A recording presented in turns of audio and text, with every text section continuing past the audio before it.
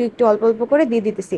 এটা দেওয়ার পরে 10 থেকে 15 মিনিট এভাবে ভিজায় রাখার পরে পরে এইভাবে হাত দিয়ে জাস্ট যদি আমি কচলাই তাহলে ভুঁড়ির মানে যে ময়লাটা ইজিলি একদম উঠে যায়, মানে কোনো প্রবলেমই হয় না। আর যদি এভাবে উঠাতে কষ্ট হয়, আপনারা জাস্ট কিছুই না, এরকম ভিজায় রাখার পর চামিচ নিয়ে টান দিবেন, একদম ক্লিন হয়ে যাবে, একদম সাদা ফকফকা, যেমনটা আমি করছি। তো আমি করার পর আম্মা এইভাবে ছোট ছোট করে কেটে এগুলোকে সিদ্ধ দিয়ে টুকরো টুকরো করতেছিল।